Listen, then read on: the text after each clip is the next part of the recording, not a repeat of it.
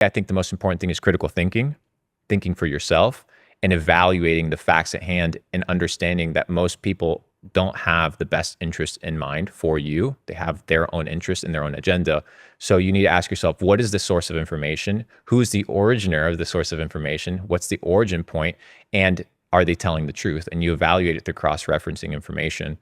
So a lot of these conspiracies end up being true, believe it or not. But yeah, just gotta level up, continue doing your own thing. And I think the most important thing is understanding that regardless of what's taking place in the world, if you can continue leveling up, having a phenomenal network and understanding how to monetize your skill sets, it's very hard to get screwed over because we live in a very interconnected world. We met through the internet. If it wasn't for the internet, you probably wouldn't be living in Dubai.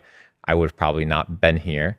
And the democratizing of opportunity happens through the ability to bypass censorship and to, in some way, shape, or form, curate your own narrative and curate your own perspective by taking as many points of view as possible. That's why you see these big people on the internet that end up being censored, is because they're a counter narrative to the common norm or the common message, and they end up getting screwed over. But there's a way to go about it, but there's a way to go about it. It's very difficult. And at the end of the day, like, I get it. I get the business side of it. If you're a platform and you live off of advertisers and advertisers that come and spend 50, 100, $200 million on your platform, say, hey, get rid of this account because we don't want them. You'll just get rid of that account. You don't really care because you have bills to pay, you have a business to run. So I understand that perspective, but then I also understand the counter perspective of some of these social media platforms are so big that they've kind of become town squares of information, town squares of social constructs, whereby maybe they're no longer private social media platforms. They're kind of forums for people to express their opinions. And the moment you start censoring that and controlling that narrative, it can get very dangerous very fast. I love Telegram. That's why I've been pushing it a lot recently, because they've been a really good platform to spread your own message and your own perspective. Shout out to Pavel. He's someone I want to get on. I want to get him on the podcast one day, but I know he's a very private person. He's a legend, though. He's a legend. I have massive respect for him, because when it's all said and done, he's fighting from a laptop, which is crazy to think about, in a very passive way. Well, it's interesting as well, because here in the UAE, they don't make anybody a citizen. You have to be very special to be made a citizen. They made him a citizen. I think a couple guys like CZ from Binance as well. So when you're a top dog, you get special treatment. Have you ever been on the mainstream social media platforms? Have you ever had content being taken down? Yeah, absolutely. But that's why content distribution is the new way to bypass censorship. When you can break the algorithm through sheer force and volume. There's only a couple people in the world that have been able to execute that effectively. Just like Andrew Tate, myself, been able to really break algorithms. I've had videos where I talk about BlackRock, and BlackRock being a force that controls the narrative through the acquisition of companies, through tax dollars, and through their ETFs. And they're pushing a big narrative, the ESG, the entire focus on what we're talking about, making sure everything is, what's the word? Eco-friendly and sustainable. But at the end of the day, these are the guys that are riding on private jets all over the world. Their carbon footprint is bigger than anybody else's, which is kind of ironic. So you begin to look at the big players in the world, and once you start mentioning them, those videos get taken down. I remember I had videos talking about BlackRock and the companies that they control. They control the food supply, they control the communication centers, they control the social media platforms, they control the air transport, they control everything. And those got taken down. But continue uploading them, since we've been able to crack the distribution mechanism, and hopefully some people are waking up. I started talking about this about 3 years ago. Now it's become mainstream and very much a common topic of conversation.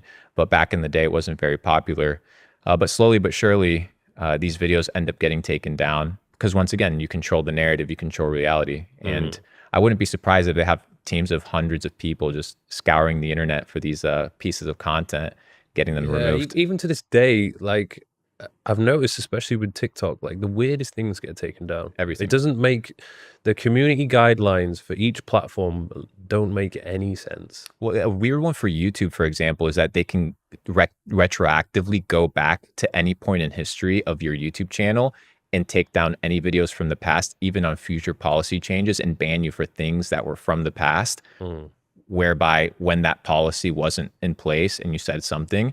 I think there was one that came out recently. If you said a cuss word in the first 15 seconds, you would be demonetized. So all these videos started getting demonetized after this policy was passed because somebody used a cuss word in the first 15 seconds. So creators have to basically figure out where's the line, where do you draw the line? And that's where I think a lot of people are getting sick and tired with these platforms because they're making a living off of them. They input so much effort, and without creators, these platforms wouldn't exist.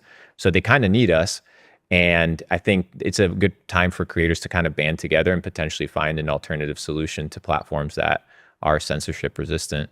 And yeah, I've had, I mean, it's not a massive issue, but I probably had tens of thousands of dollars not given to me because of some weird demonetization decision.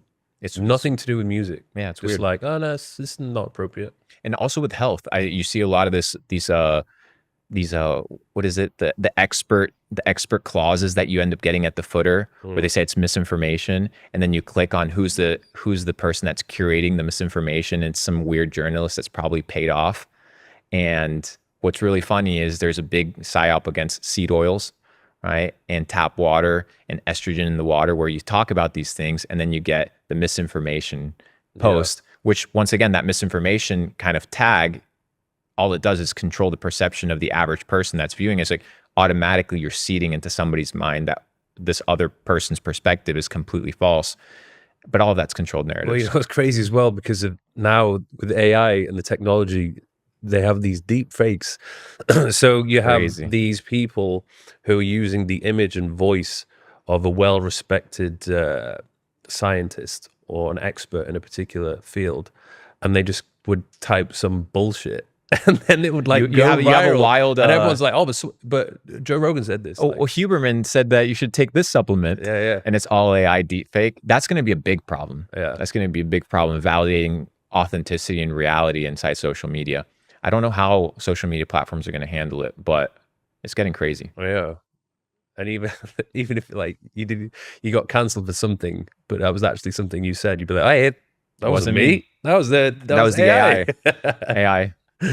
But they're running stuff now. There's like AI softwares that check AI, to see whether the AI is not like valid or not.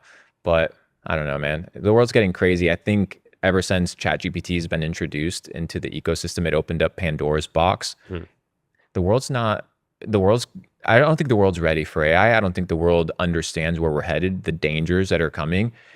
You know, Musk is very much kind of saying this needs to be regulated. But who regulates it? Yeah, and there's someone who's the same entity that regulates the social media platforms. Yeah, you saw I think it was Google rolled out their own AI recently, and it was so lopsided that you would ask them to recreate an image of 4 white people for me, and it wouldn't recreate white people. It would be like dark-skinned people that are, you know, mixed race or something like that in order to be politically correct. That's an AI that's been trained in order to operate in a way that is not normal, that's censored or that's controlled.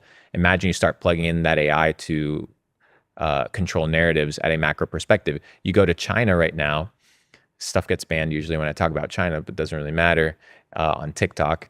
But you start talking a little bit about what's called Skynet. And Skynet is this massive surveillance program that is run off of AI, where they basically is it called Skynet? Yeah, it's ridiculous. It's a control mechanism where they have your biometrics. They create basically a digital version avatar of you with your digital ID, your biometrics, your fingerprints, your iris scan, and they manage your social media platforms, your bank accounts, and connect everything into one. And they're starting to ban people and blacklist people off of the internet, so much so that if you don't have a certain social credit score, you can't even access the internet. So in certain places of China right now, if you want to use WeChat, if you want to use Alipay, if you want to board a metro, you have to run a biometric. They run that through the AI. They evaluate whether or not you've been talking shit about the government online, and they'll drop your social credit score.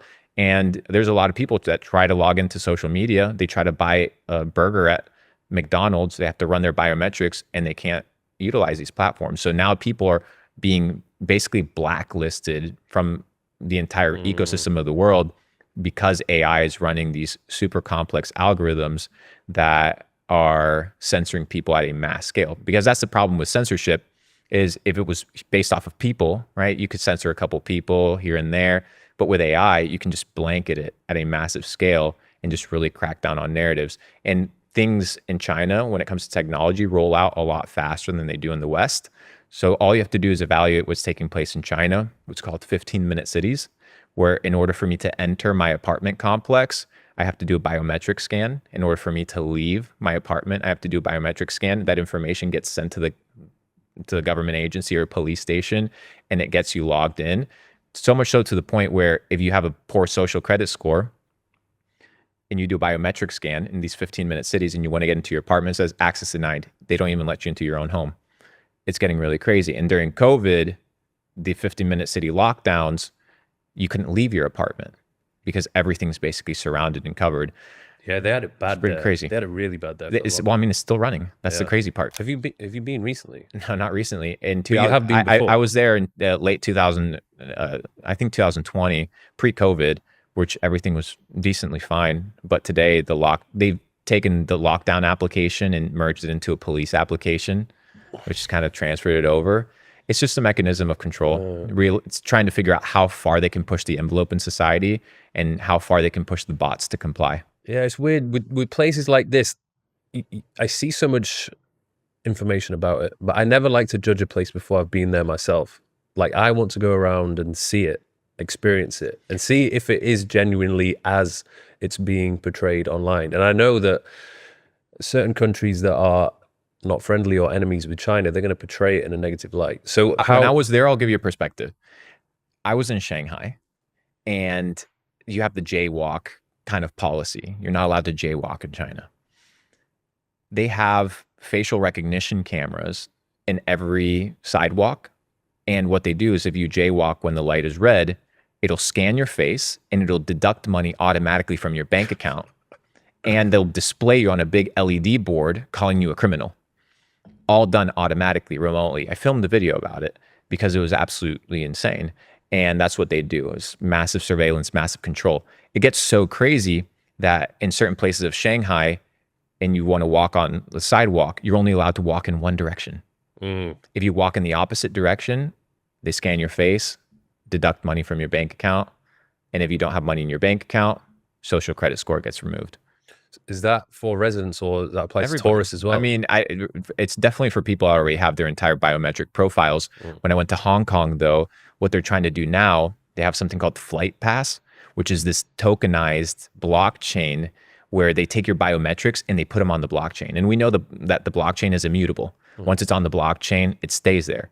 So now what they're doing is, instead of having it in some sort of centralized database that could get blown up by a bomb and you lose all the information, they're putting people's biometrics and putting people's identities on the blockchain. So if you go to Hong Kong right now, they scan all your face and then they put it on a blockchain. It's called Flight Pass. And you get this flight token or token pass, something like that. And then they log you. And they're doing that with tourists now. So I wouldn't be surprised if China already has massive profiles on billions of people around the world. Yeah, because I was just in Japan for 3 weeks, and the whole of that region just fascinates me, and I want to explore it more because I've been to so many European places. They're beautiful, but they're all very similar to each other. Yeah. But I feel like obviously Japan was a massive eye opener. I know you've been before. You've had quite a lot of experience with going to these. I love Asia. Yeah. So would you say it's still worth visiting China, or probably avoid and go elsewhere? I mean, China's beautiful. China has incredible culture. The thing with China right now is, the moment you enter, you have to walk on eggshells in everything that you do, everything that you say. I don't even know if I might get arrested if I go to China, you know? Like, if who they knows? saw me go around with like the camera crew, they'd be like, what are you doing? Yeah, exactly. Tracking everything. So, or you already have all the videos of yourself on the internet where you're talking shit or saying something that they don't like, just straight to jail. I don't care.